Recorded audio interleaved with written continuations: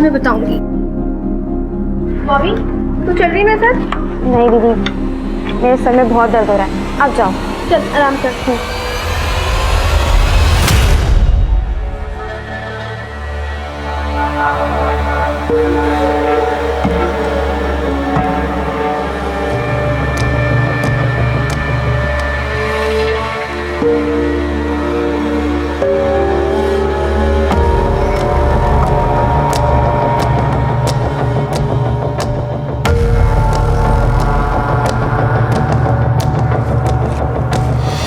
कैसे हो चमन चाचा? ये लीजिए आपका खाना। टिया रानी, कितने महीनों से खाना लाती हो, एक भी दिन ऐसा नहीं गया जिस दिन खाना ना लाई हो। भगवान खुश रखे तुम्हें। अच्छा चमन चाचा मैं चलती हूँ, आप ख्याल रखो, ठीक है?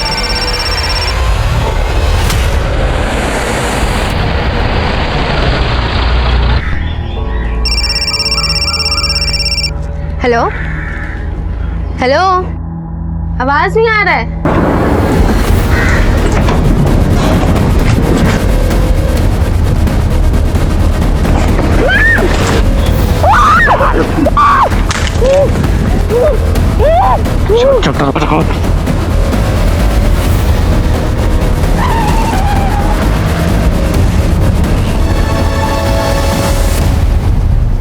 बॉबी जा दीदी को बुला के ला। दीदी दीदी आई नहीं अभी तक। मैं बाहर देख के आती हूँ।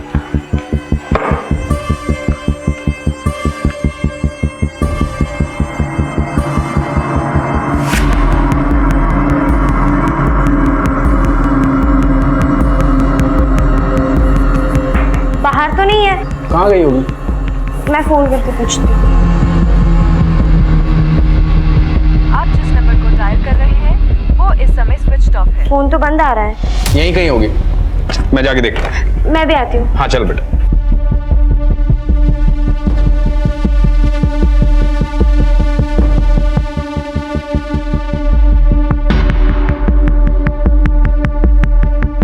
चमन, वो मेरी बेटी शांभवी आई थी क्या यहाँ? हाँ साहब, रोज की तरह खाना दिया, बढ़िया खाना था। किस तरफ गई हो? घर की तरफ।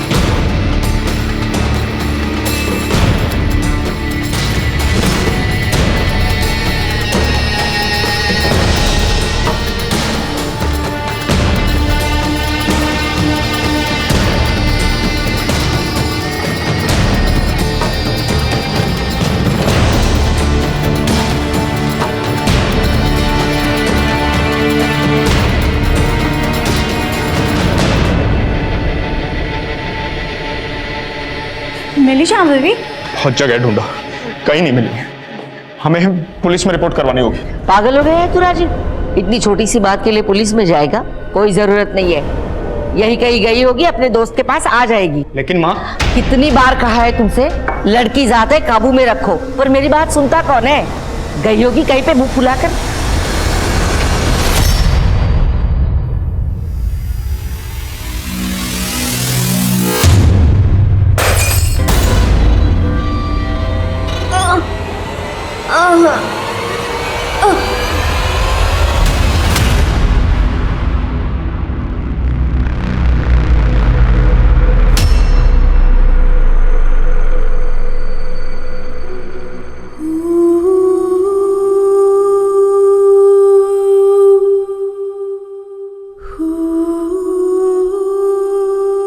प्लीज आप रोइए मत, आप प्लीज पुलिस के पास जाइए ना।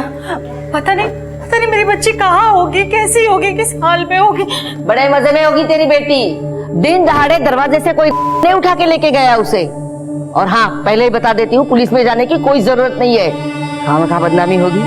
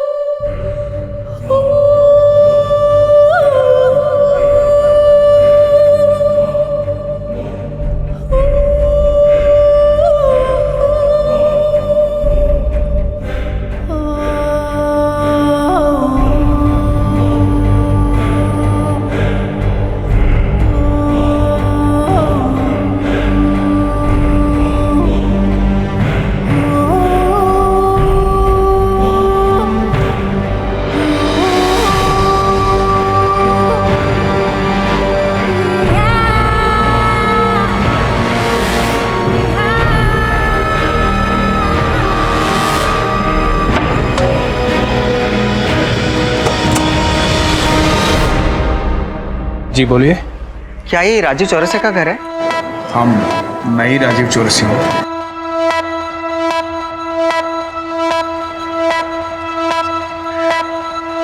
वो थोड़ी देर पहले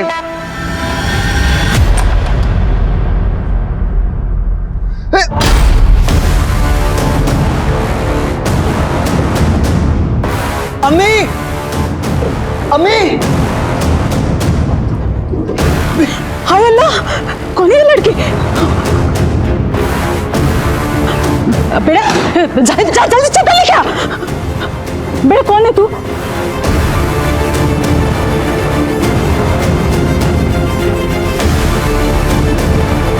तुम्हारा नाम क्या बेटा? बोल। अम्मी। हाँ हाँ, पकड़ पकड़ उसे।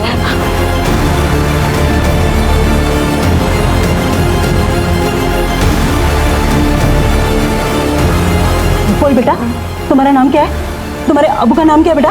हाँ बोल बेटा। हाँ? हाँ? राजीव।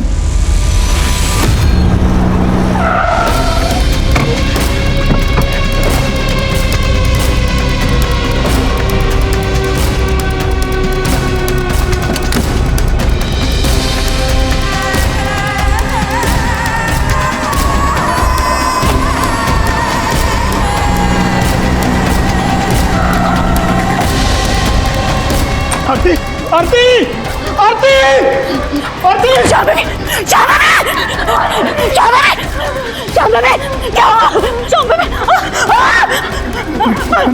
मैं बताता हूँ। कपड़े पहना दो इसे बेटा, कपड़े लेके हमें इसे हॉस्पिटल लेकर जाना पड़ेगा। नहीं नहीं, जल्दबाजी मत करो। इसे हॉस्पिटल लेके जाने की कोई जरूरत नहीं है, थोड़ा सा वक्त दे दो, ठीक हो जाएगी। अरे हॉस्पिटल ले गए तो पुलिस केस होगा, फालतू का बखेड़ा नहीं चाहिए। लेकिन माँ, जब देखो तुम सब लोग अपनी मनमानी करते रहते हो।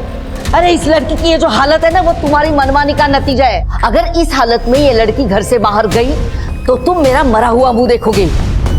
अम्मा,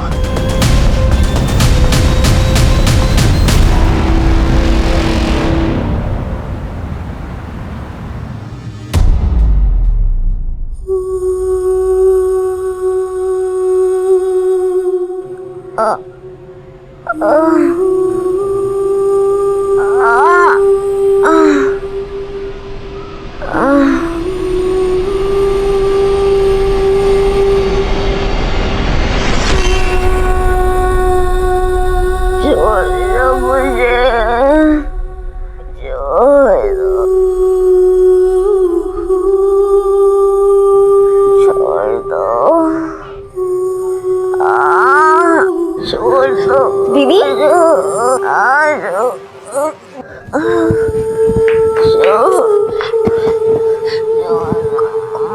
कुछ नहीं हुआ।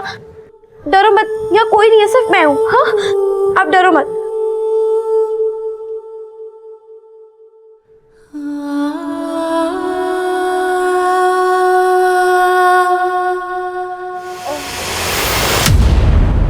दीदी, दीदी, दीदी, दीदी आंखें खोलो। दीदी, दीदी, माँ, माँ, माँ, देखो कितना खून बह रहा है, देखो। शांभवी बेटा,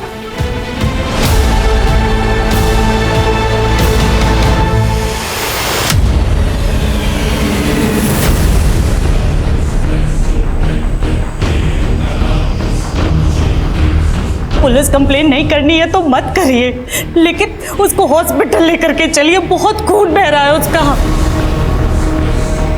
काम करते हैं, वो शांभवी को डॉक्टर श्याम के पास ले चलते हैं। दोस्त है मेरा, रात बाहर भी नहीं जाएगा।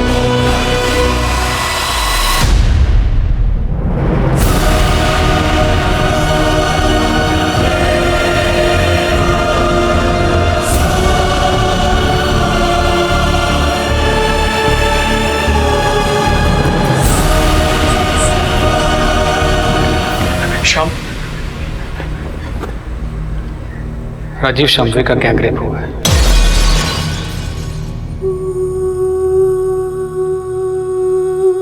शायद 2 से ज्यादा लोग थे, बहुत तड़पाया गया उसे।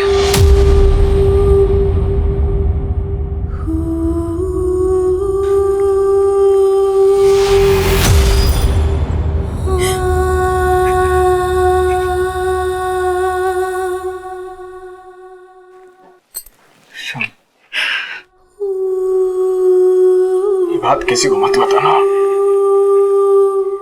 अपने घर में भी नहीं। ये तो कैसी बातें कर रहा है यार? ये वक्त समाज के बारे में सोचने का नहीं है। अपनी बेटी के बारे में सोच। 11 कांच के टुकड़े, 2 पेपर कप्स, 5 पत्थर के टुकड़े।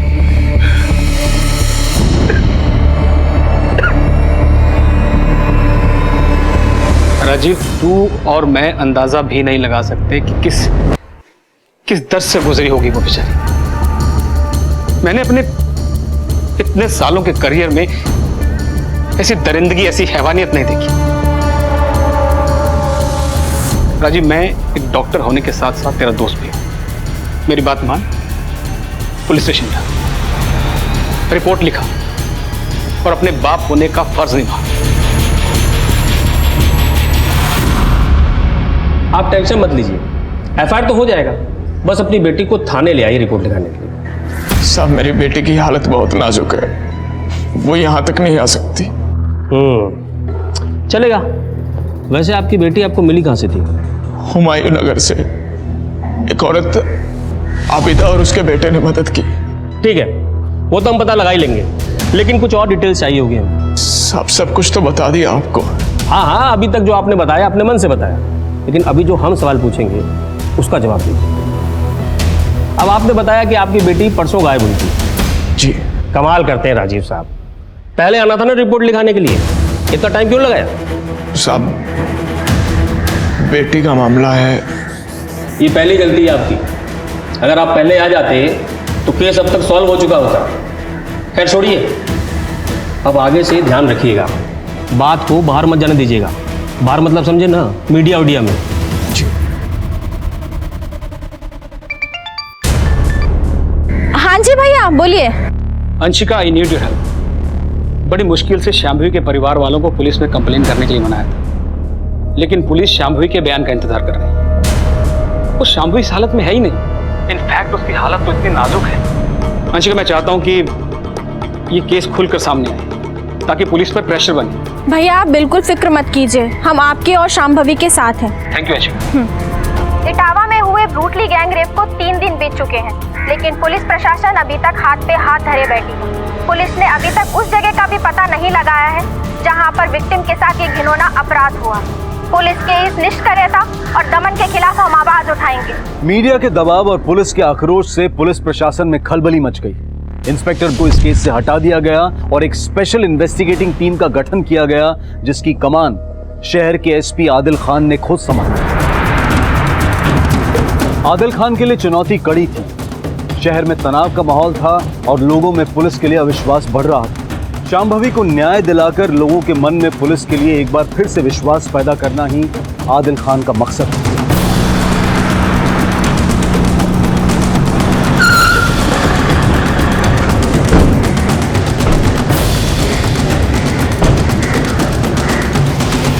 अब क्या बचा है यहाँ? और ज्यादती करना बाकी रह गया था क्या? राजीव जी, मैं यहाँ पर आपके जख्म को रेतने नहीं आया। यकीनन हमारे डिपार्टमेंट से कोई चूक हुई है, उसी को सुधारने आया। आपकी बेटी शांभवी को इंसाफ दिलाने आया। खुद एक बेटी का बाप हूं, इसलिए आपकी तकलीफ को समझ सकता हूं।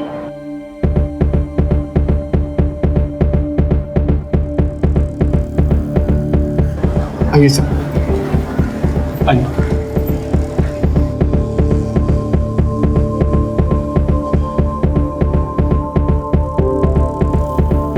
शांभवी बेटा, एसपी साहब आए हैं, तुमसे बात करना चाहते हैं।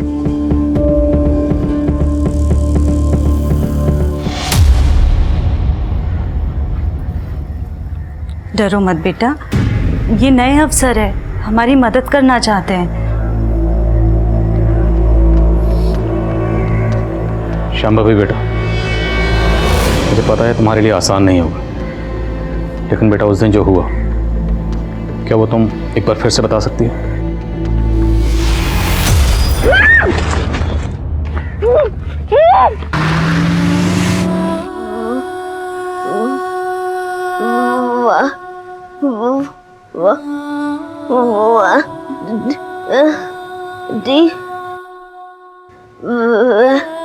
व्हाइट वैन में। शांभवी बेटा, रहने दीजिए, इट्स ओके, मैं बाद में आऊँ।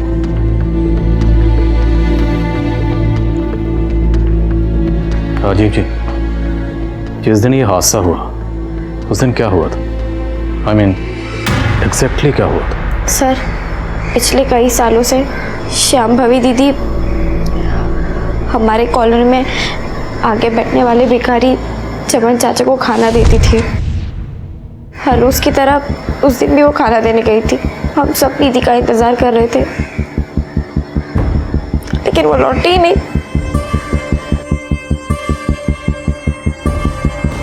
हाँ साहब, वो संभवी बेटी खाना देने तो आई थी। वो किसी से बात कर रही थी फोन में, लेकिन उस दिन के बाद नहीं आई। तूने शांभवी का अपहरण होते हुए देखा था? अपहरण किसने किया साहब? वो ठीक तो है? ज्यादा नौटंकी नहीं समझे, सीधे सीधे बोल। उस दिन तुमने किसी सफेद रंग की गाड़ी को देखा था? गाड़ी तो आई थी साहब, कौन से रंग की थी वो याद नहीं। गाड़ी का नंबर? नहीं साहब। रोज यहीं बैठता है? जी साहब। चमन को खाना देने के बाद शांभवी अपने घर की तरफ गई और बीच रास्ते में किडनैप हो गई।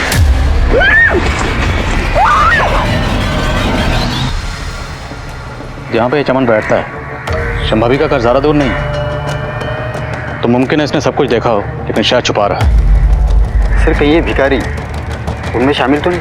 नजर रखो इस पे।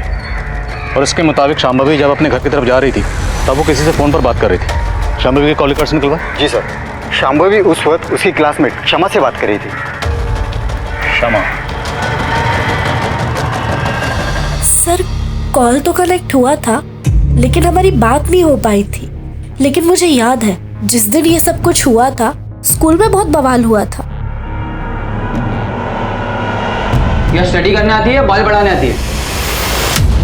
आइंदा से ये बाल बढ़ाए ना तो याद रखना। विकास, तेरी गुंडागर्दी मुझ पे नहीं चलेगी, समझा? चल निकल, चलो दीदी, जाने दो, चलो चलो चलो।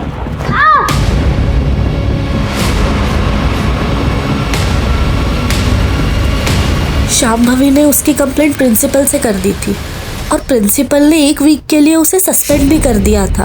और फिर विकास ने तूने मुझे स्कूल से सस्पेंड करवाया ना, नेक्स्ट टाइम तेरे बाल नहीं काटूंगा, तेरी नाक काट लूंगा ताकि तू किसी को चेहरा दिखाने के लायक नहीं रहेगी। इस बार तो छोड़ दिया तुझे, अगली बार मुझे हाथ भी लगाया ना तो हाथ तोड़ दूंगी तेरा। मेरा तोड़ेगी?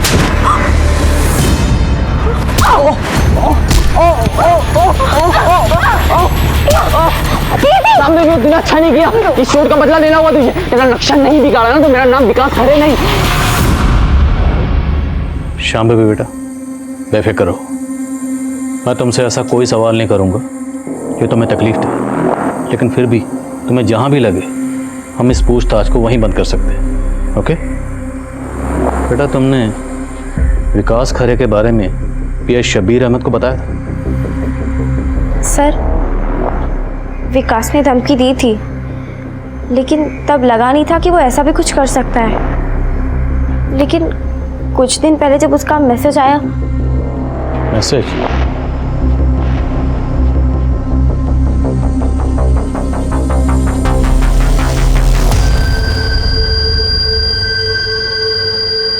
किरण सर,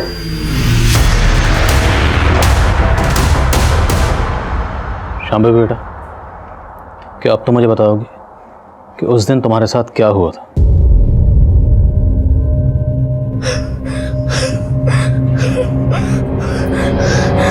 इट्स ओके बेटा, रिलैक्स रिलैक्स, कोई बात नहीं, स्ट्रेस मत लो।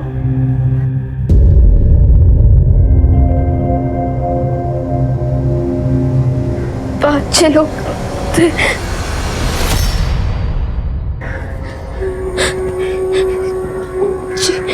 जिन्होंने मेरा कि मैं चिल्लाती नहीं,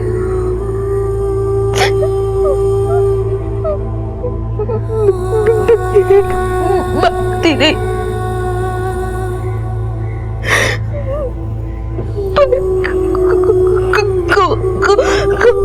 कोई नहीं रुका।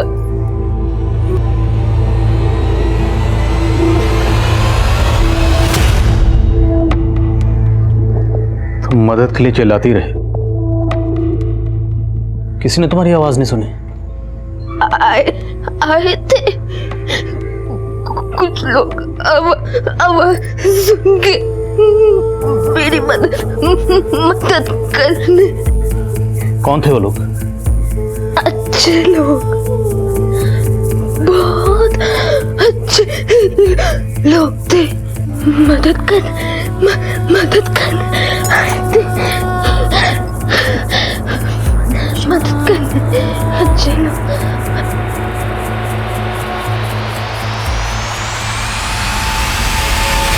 सर, शांभवी ने कहा कि बहुत सारे लोगों ने उसकी मदद की, लेकिन आबिदा के घर पे वो अकेले गई थी। अगर बहुत सारे लोगों ने उसकी मदद की थी तो अभी तक सामने क्यों नहीं आए? शायद किसी के दबाव में हो। कोई बात नहीं, एक बार क्राइम सीन का पता चल जाए तो सब के सब मिल जाएंगे। तुम वाइट मैन क्राइम सीन का पता करो और सुनो, वो विकास करे, बुलाओ उसे पुलिस स्टेशन। सर। बोल, शांभवी से तेरी क्या प्रॉब्लम थी? सर, टेंशन थी और मेरे और शांभवी के बीच, लेकिन मेरा उस इंसिडेंट से कोई लेना देना नहीं है सर। तो कहाँ था उस दिन? सर, मैं तो अपने घर पर ही था सर। तो मतलब तूने कुछ नहीं किया? तब तो तुझे डीएनए सैंपल देने में कोई प्रॉब्लम नहीं होगी। और वो मैसेज, शांभवी को मैसेज क्यों भेजा था? वो मैसेज सर सिर्फ मैं मौके का फायदा उठा रहा था सर। मुझे लगा उस वक्त मैं उसे धमका भी सकता हूँ और नीचा भी दिखा सकता हूँ सर। तेरी इस हरकत के लिए ना तेरा नक्शा बिगाड़ सकता हूं मैं, समझे तुम?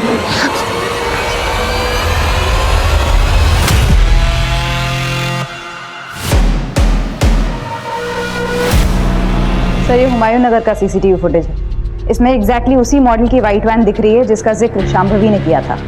ये वैन 3:32 पर निकलती है और 7:35 पर रिटर्न आई। पता चला ये वैन किसकी है? नहीं सर, नंबर प्लेट क्लियर नहीं है। पता करो शहर में किस किस के पास इस मॉडल की सफेद वैन, एक एक से पूछताछ करो। एक और बात सर, ये एरिया आबिदा के घर से ज़्यादा दूर नहीं है। तो पक्का क्राइम सीन भी आबिदा के घर के आसपास ही।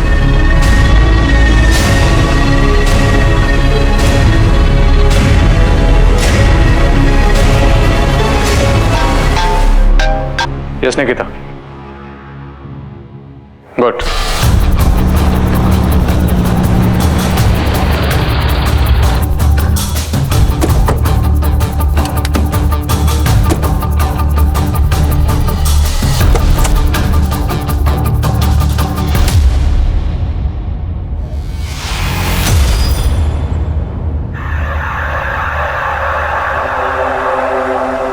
लगता है शांभवी के साथ घटना यहीं घटी है।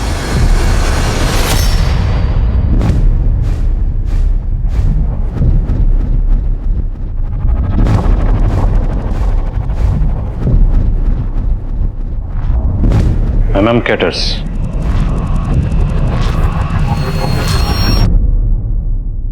सर, विक्टिम के शरीर से कांच के टुकड़े मिले और यहाँ भी इतने कांच के टुकड़े बिखरे हुए हैं।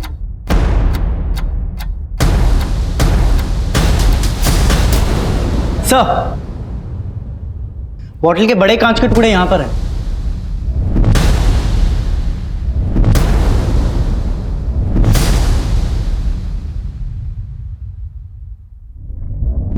आबिदा का घर यहाँ से 300 मीटर की दूरी पर होगा। शांभवी यहाँ से रेंगते हुए वहां गई हो। शांभवी ने बताया कि कुछ लोग उसकी मदद के लिए आए थे। इस कांच की बोतल से उसको जख्मी किया गया। बोतल को पहले वहां तोड़ा गया, फिर उसी कांच से उसे यहां लाकर जख्मी किया गया। सर, ये देखिए क्या मिला है। गुटखा? सर, लगता है हड़बड़ाहट में किसी की जेब से गिर गया होगा। ये सारी चीजें एविडेंस के तौर पर सील करो और पता करो ये गुटखा आसपास कहाँ मिलता है। सर,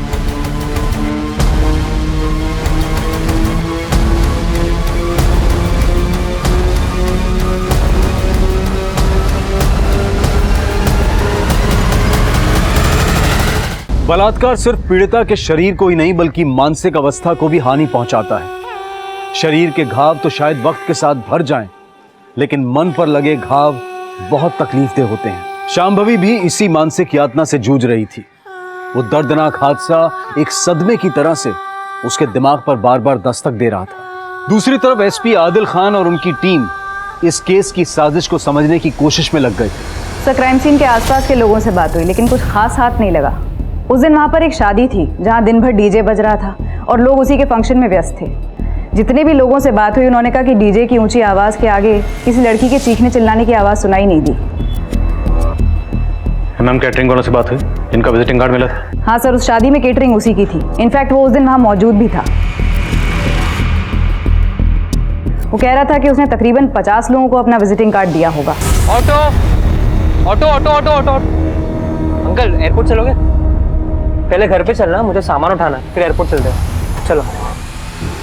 मुलजिम शांभवी को उठाकर रैंडमली हुमायूं नगर नहीं लेकर गए। वो जानते थे कि शादी वाला एरिया है, इसलिए वो जानबूझकर उसे वहां लेकर गए ताकि शादी के शोरगुल में लड़की की चीखने की चिल्लाने की आवाज़ कोई नहीं सुने। अपने खबरियों को वहाँ एक्टिव करो। उन्हें कहो कि कुछ भी पता चले तो तुरंत इन्फॉर्म करें। सर, अपनी खबरियों से एक इम्पोर्टेंट बात पता चली। तूने तो कहा था कि तूने कुछ नहीं देखा, फिर ये फोन? सच बोल रहा है साहब, मैंने कुछ नहीं देखा था। मुझे तो ये भी नहीं पता ये बिटिया रानी का फ़ोन है। मुझे पड़ा मिला, उठा लिया साहब।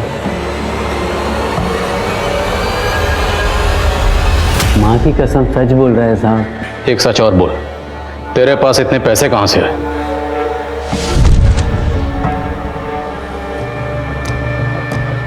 वो साहब, मेरी एक झुग्गी है, वो किराए पे चढ़ाया है। ये सब पैसा किराए का है साहब। तो ये भीख मांगना तेरी हॉबी है क्या? बस समझ लीजिए साहब, भीख मांगकर खाने की आदत पड़ गई। पुलिस को बेवकूफ समझा तूने? सीधे सीधे बोल, शांभवी के अपहरण से तेरा क्या लेना देना है? मेरा कोई लेना देना नहीं है साहब। पिछले कई सालों से वो हर दिन खाना खिलाती है मुझे। आप चाहो तो साहब ये सारे पैसे आप ले लीजिए, मैं खुशी खुशी दे दूंगा साहब। बस आपसे एक विनती है, उसके गुनाहगारों को सजा दिलवा दीजिए साहब, यही विनती है।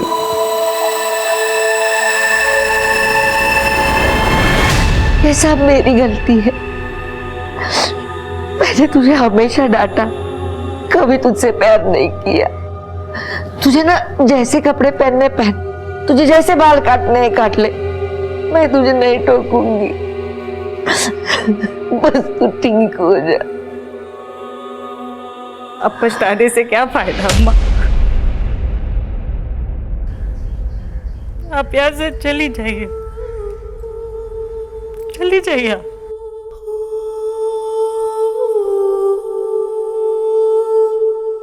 सर, डंप डेटा से कुछ भी ठोस हाथ नहीं लगा है। उस एरिया में कई टावर्स होने की वजह से हमें ऐसे बहुत सारे नंबर्स मिले जो उस दिन वहां मौजूद थे, लेकिन विकास खरे का फोन उस एरिया में एक्टिव नहीं था। हो सकता है वो अपना फोन घर पे छोड़ के गया। फॉरेंसिक से कोई अपडेट? जी सर, क्राइम सीन से मिले बॉटल के टुकड़े और विक्टिम के बॉडी से मिले कांच के टुकड़े मैच हो गए हैं। फॉरेंसिक ने क्राइम सीन से जो कपड़े उठाए थे उससे भी डीएनए एक्सट्रैक्ट कर लिया है। नेक्स्ट वीक तक ये रिपोर्ट भी आ जाएगी कि विक्टिम की बॉडी से मिले डीएनए और कपड़ों से मिले डीएनए मैच होते हैं या नहीं। अगर हम अपनी तहकीकात का रुख उल्टा कर दें तो? मतलब sir? I mean other way round. अभी तक हम विक्टिम से बाकी लोगों के डॉट्स जोड़ रहे हैं, अगर हम इसका उल्टा करें, डंप डाटा में जितने भी लोगों के नंबर मिले उनके प्रोफाइल चेक करें, उसमें ये चेक करें कि उनमें से वो लोग कौन हैं जिनका विक्टिम शांभवी से कोई ना कोई कनेक्शन है। चांस लेकर देख सकते हैं सर। एमएम कैटर से कोई अपडेट? हाँ सर, 7 ऐसे लोगों का पता चला है जो उस दिन शादी में वहाँ मौजूद थे और जिन्होंने एमएम केटरर्स को बाद में कांटेक्ट किया अपने यहाँ किसी फंक्शन के लिए। नजर रखो, कुछ भी अटपटा लगे उठा लो। सर सर गुटके से कुछ ज़्यादा पता नहीं चला, लेकिन अपने खबरियों ने बताया कि जिस कार का यूज रेप केस में हुआ था वैसे ही कार का पता चला है।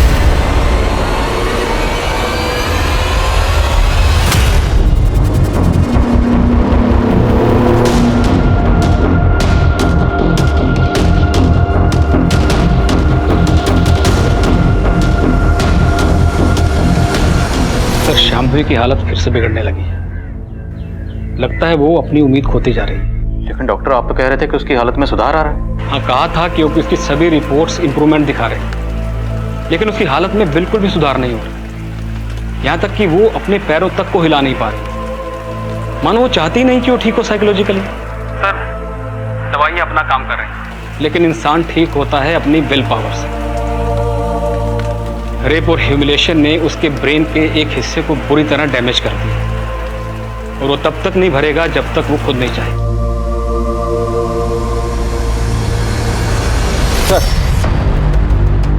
सर उस व्हाइट कार की डिटेल्स आरटीओ से आ गई है। वो कार पहले फैज शेख नाम पे रजिस्टर्ड थी, लेकिन फैज अभी दुबई चला गया। क्राइम में जिसकी गाड़ी इस्तेमाल हुई वो हमारे हाथ से निकल गया। सर और एक बात पता चली, फैज के दुबई जाने के बाद उसी एरिया का और एक आदमी अकरम बेग, उसने भी दुबई के वीज़ा के लिए अप्लाई किया था। सर खबरियों ने बताया कि 1 महीने पहले तक उसका दुबई जाने का कोई प्लान नहीं था और ना उसके पास पैसे थे। मुझे शक हुआ तो मैंने क्राइम सीन के डंप डाटा में उन दोनों का नंबर चेक किया। ये अकरम और फैज दोनों मौजूद थे वहाँ पर? हाँ सर। उठाओ इस अकरम को। सर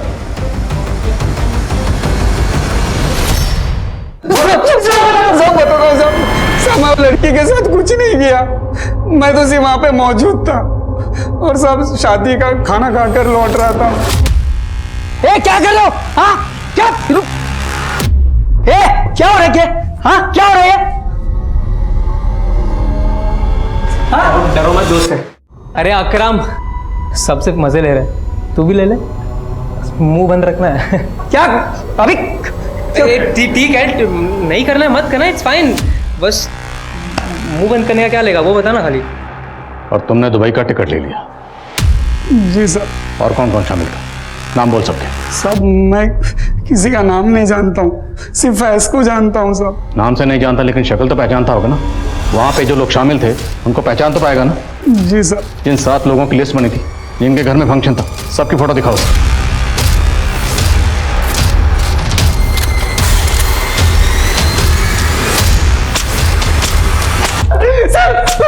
सर मुझसे बहुत बड़ी गलती हो गई सर मैं सच बोल रहा हूँ सर मैं उस लड़की को जानता भी नहीं था सर मैं अपने फोन से बात करते हुए वहां से जा रहा था, तभी मैंने एक लड़की की चीख सुनी।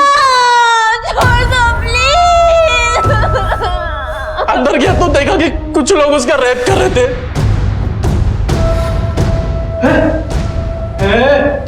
क्या चल रहा? अबे तू क्या डर रहा है? फ्री का माल है, तू भी मजे ले ले। चल। सर मेरे से पहले भी वहां 4-5 लोग थे और मेरे बाद 10-12 लोग और आए सर। नाम बोल कौन कौन थे? नाम जूमी, इफ्तिखार, नौमान और हाजर। वो बारात में आए हुए दूल्हे के चाचा इम्तियाज भी थे सर। तो बारात में आए बाराती बन के और रेप होता देखकर रेपिस्ट बन गए। दो अच्छे से।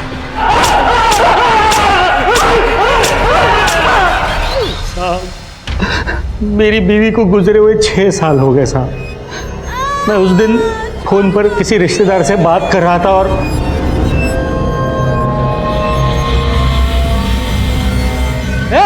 ए लोगो, क्या हो रहा है? हाँ? शांत हो जाओ। ये लड़की कौन है? हाँ? क्या कर रहे हो तुम लोग इसके साथ? चाचा हल्ला क्यों मचा रहे हो आप? ये लड़की अपनी मर्जी से आई है चाचा, आई है कि नहीं? आपको जो करना कर लो ना। देखो चाचा, आप ना खाली अपना मुंह बंद रखिए। लड़के को किडनैप किसने किया था? साहब हमको नहीं पता साहब हम लोग तो वहां लड़की की चीख सुनकर ही पहुंचे थे साहब।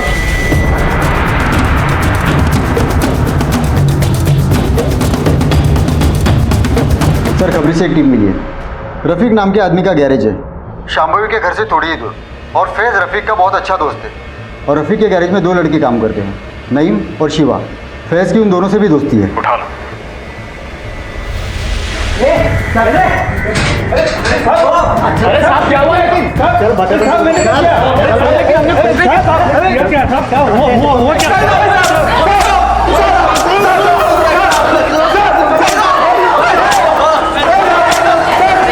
तुम लोगों की सारी पोल खुल चुकी है। अगर सच नहीं बोलोगे ना तो हड्डियों के जोड़ भी खोल देंगे। बोलो, तुम लोगों ने फैज के साथ मिलकर ये घिनौनी हरकत क्यों की? बताता हूँ साहब,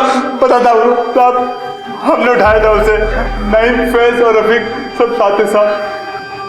शांभवी के साथ तुम लोगों की क्या दुश्मनी थी? सब बहुत शौक था उस लौंडिया को लौंडा बनने का। बहुत गुरूर था उसको अपनी खूबसूरती पर और दिमाग पर। और रफीक भाई, इन लौंडियों के बाप को कुछ ज्यादा ही चर्बी चढ़ रही है। ऐसा पानी फेरेंगे कि इनके बाप की चर्बी भी पिघल जाएगी। देखो कैसे घूर रही, देखो लगता बताना ही पड़ेगा। हाँ?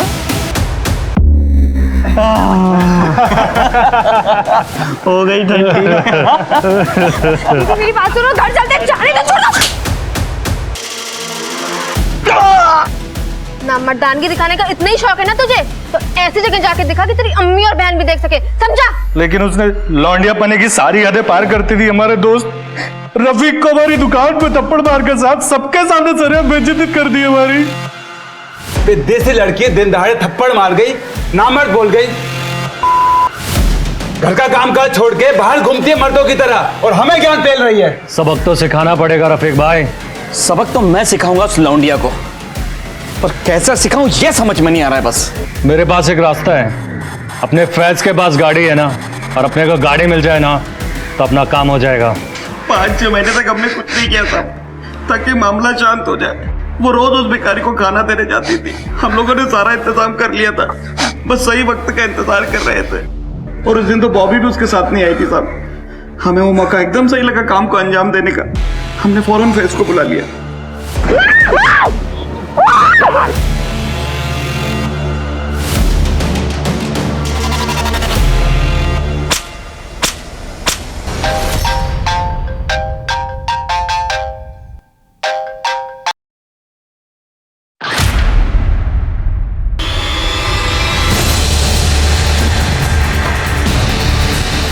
मम्मी जल्दी ला।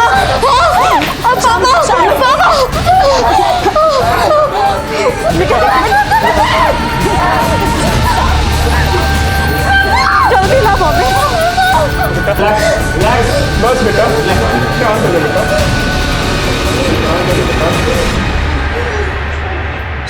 शांभवी, शांभवी बेटा, शांभवी, शांभवी। डॉक्टर, डॉक्टर देखिए ना, ये कुछ बोल नहीं रही है। देखिए, देखिए ना इसको क्या हो गया। शांभवी, शांभवी, शांभवी, शांभवी बेटा, शांभवी।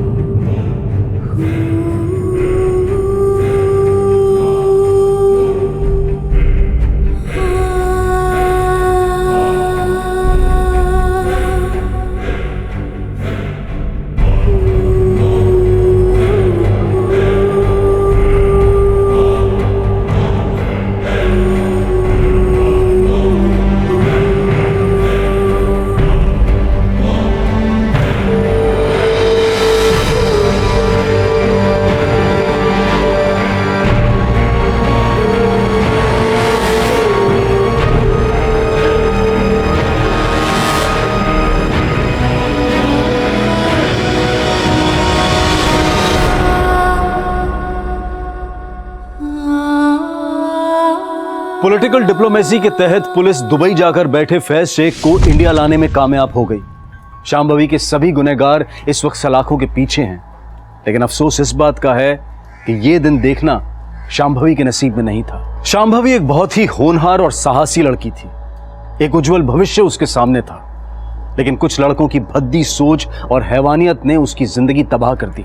लड़कियों के साथ छेड़छाड़ की घटनाओं के बारे में हम अक्सर अखबारों में पढ़ते रहते हैं, और शायद यही कारण है कि हम इस समस्या को एक आम समस्या मानने लगे हैं, जबकि सच्चाई ये है कि ये घटनाएं हमारे समाज के चरित्र को दिखाती हैं।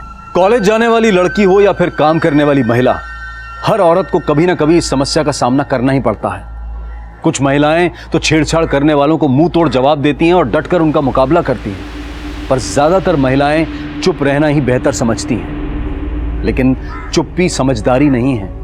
ऐसा करने से इन घटनाओं को और बढ़ावा मिलता है। इस समस्या से निपटने के लिए यह बेहद जरूरी है कि हम ईव टीजिंग के खिलाफ जीरो टॉलरेंस पॉलिसी अपनाएं, और साथ ही साथ छेड़छाड़ करने वालों के खिलाफ पुलिस को भी सख्त रवैया अपनाना होगा। तभी महिलाओं के लिए एक सुरक्षित माहौल बन पाएगा। इसी विचार के साथ अब मैं अनूप सोनी आपसे विदा लेता हूं। फिर मुलाकात होगी क्राइम पेट्रोल सतर्क में एक और नए केस के साथ। तब तक अपना ख्याल रखें, सतर्क रहें, सुरक्षित रहें। जय हिंद।